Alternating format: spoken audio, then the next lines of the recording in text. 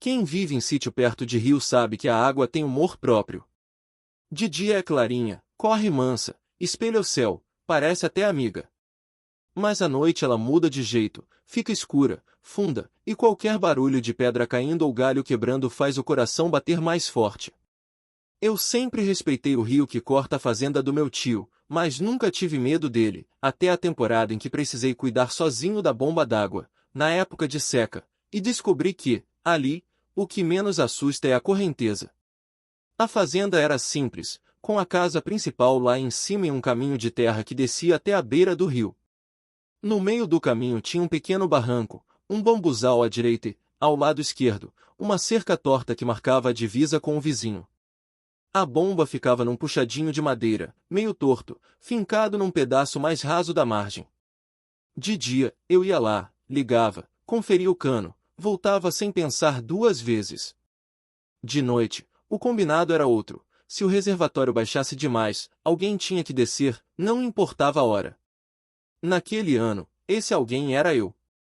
A primeira noite foi numa sexta-feira, pouco depois das 11. O céu estava limpo, a lua quase cheia, e o som dos sapos fazia companhia. Tinha caído pouca água no dia anterior, então o patrão pediu para eu olhar a bomba antes de dormir. Desci a estradinha com a lanterna na mão, chutando pedra, ouvindo o cascalho render. Quando cheguei na curva do bambuzal, senti o ar mudar, mais frio, úmido, com cheiro forte de barro. Nada demais, pensei, afinal, estava chegando perto da água. Mas quando aproximei do puxadinho, percebi uma coisa estranha: a bomba estava desligada, e mesmo assim o cano vibrava como se algo estivesse passando lá dentro, indo contra a corrente. Fiquei escutando. De dentro do cano vinha um som oco, arrastado, parecendo um suspiro preso, ecoando no metal. Encostei os dedos e senti um frio diferente, não o frio da água, mas de algo imóvel, parado. Decidi voltar depois. No caminho de volta, logo que passei de novo pelo bambuzal, ouvi 3 pedras grandes caindo na água, uma atrás da outra, como se alguém lá embaixo tivesse atirado com raiva. Virei rápido a lanterna para a margem, a superfície estava lisa, só com as ondas se espalhando. Não tinha ninguém ali além de mim. Na manhã seguinte, falei por alto com o caseiro mais velho, seu Dário.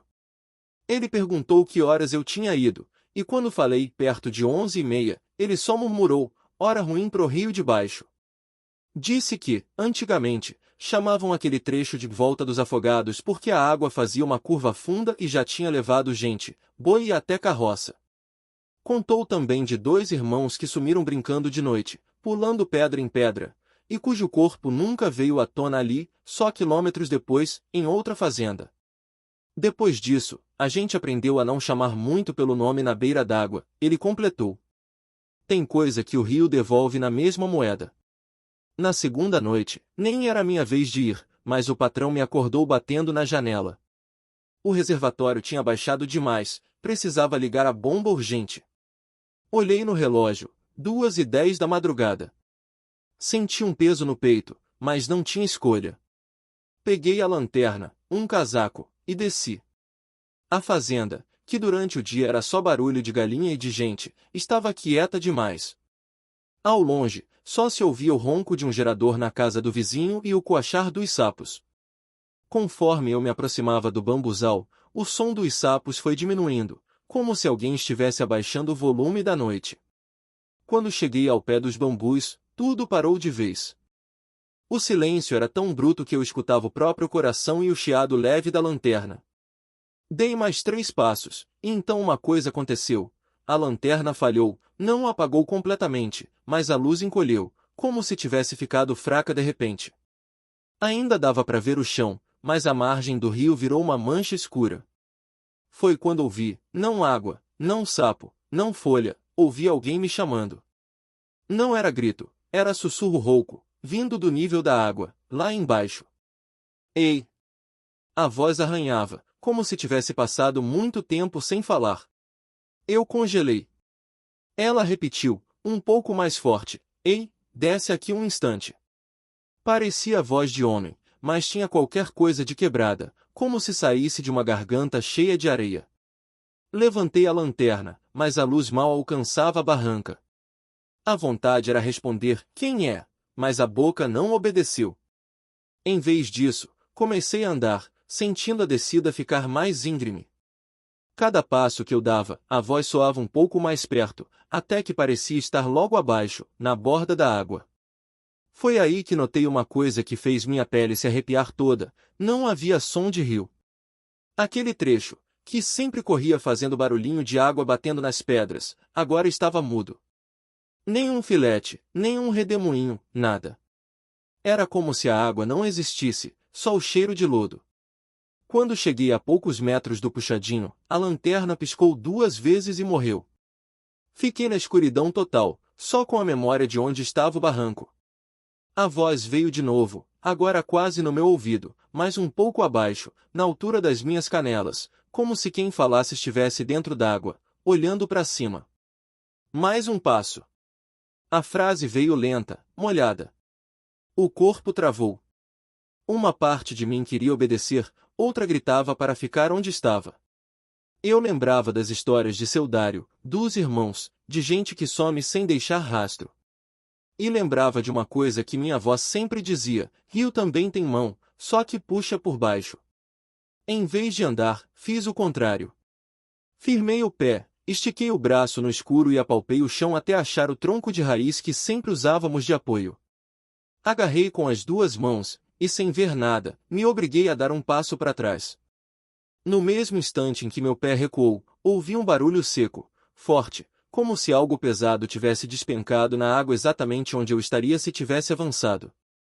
Foi um tchum surdo, abafado, seguido de borbulhar demorado, não de alguém caindo de leve, mas de corpo grande sendo engolido.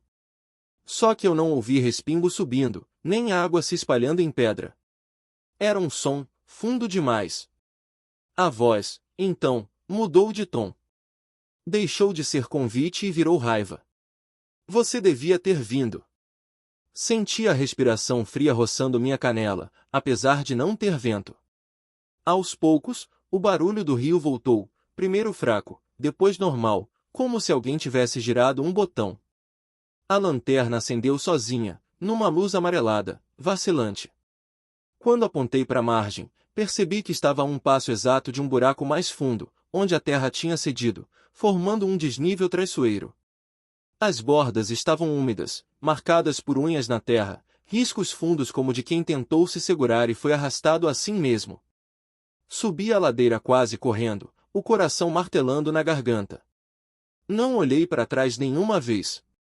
Quando cheguei ao alto, perto do bambuzal, os sapos voltaram a coachar, todos de uma vez, como se nada tivesse acontecido, como se a madrugada fosse só mais uma. Mas eu sabia que não era. No outro dia, bati na porta de seu Dário com olheira e cara de noite em claro. Contei cada detalhe, o silêncio do rio, a lanterna, a voz, o buraco na margem. Ele me ouviu sério, sem interromper. No fim, abriu uma gaveta, tirou um maço de velas velhas e uma foto amarelada de 3 rapazes posando sorridentes na beira do mesmo rio, décadas antes. Apontou para um deles, o do meio. Esse aqui é o Zeca, irmão dos 2 que a água levou. Foi o único que ficou. Passou anos descendo de madrugada, chamando pelos irmãos, gritando o nome deles na beira d'água, como se o rio pudesse cuspir de volta. Um dia, sumiu também. Nunca acharam. Depois, ele completou, dizem que, desde então, o rio aprendeu a chamar do mesmo jeito que ele chamava. E que, de vez em quando, acerta alguém com saudade ou curioso demais. A partir daí, fiz um trato comigo mesmo. Se precisasse ir à bomba de madrugada, iria, mas nunca sozinho se pudesse evitar. E, principalmente, jamais responderia a qualquer voz vinda da água. Mas o rio não parecia satisfeito com minha decisão. Em outras 2 noites, o reservatório abaixou. Uma vez, fui com o próprio patrão, outra, com mais 2 peões. Nas 2, aconteceu algo estranho. Quando eu ia na frente, chegando primeiro perto da margem, o som do rio diminuía de novo, como se focasse em mim. Uma noite, mesmo com os outros falando atrás, a voz voltou, mas dessa vez, baixa o suficiente para só eu ouvir. Bem perto da superfície, como alguém com o queixo dentro d'água, ela sussurrou meu nome inteiro, do jeito que ninguém ali falava, e completou: da próxima vez, você vem. Eu parei em seco. O patrão perguntou o que foi, e eu só disse que tinha tropeçado. Comecei a evitar até chegar perto do barranco de dia. Preferia puxar água do poço mais longe, mesmo dando mais trabalho. Mas, como toda história de roça, o que é evitado volta de um jeito ou de outro. Um domingo, no fim de tarde, minha prima pequena soltou o grito perto da cozinha. Fui correndo ver. Ela apontava para o filtro de barro, tremendo: tem homem falando dentro da água.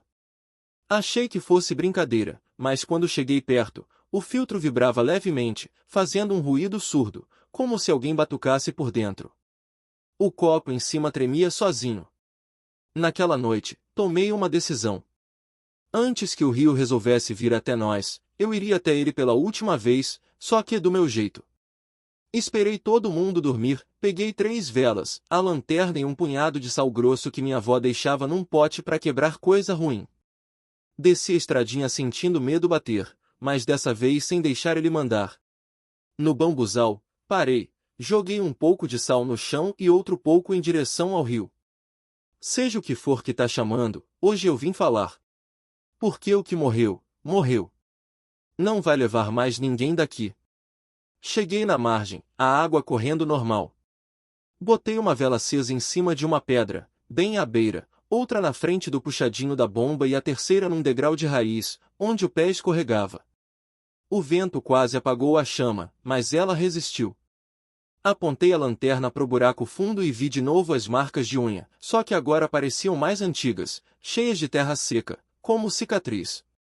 A água ali formava um redemoinho lento, quase parado. Falei com a voz que dava. Se você é o Zeca, ou um dos irmãos que ficaram no fundo, ou qualquer outro que esse rio tenha levado, eu reconheço sua dor. Ninguém devia morrer desse jeito. Mas eu não tô aqui para descer. Nem eu, nem mais ninguém dessa casa. Se você precisa que alguém lembre, tá lembrado. Se precisa que digam teu nome, ele não foi esquecido. Mas a beira daqui pra frente é limite.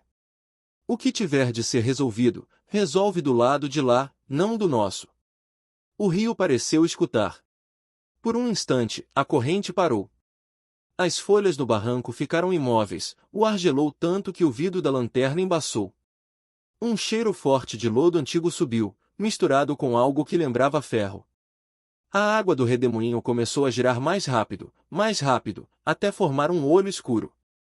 No centro, juro que vi, por meio segundo, o reflexo de um rosto, encharcado, distorcido, mais humano, com uma expressão cansada demais. A boca se mexeu sem que eu entendesse som nenhum.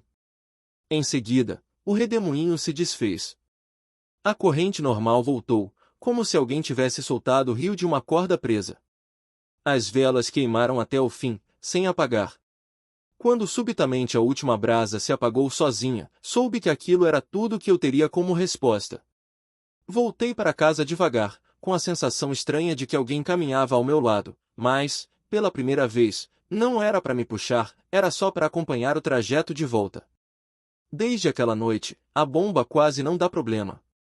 Quando dá, misteriosamente é sempre em horário de sol alto, como se algo tivesse empurrado os imprevistos para longe da madrugada.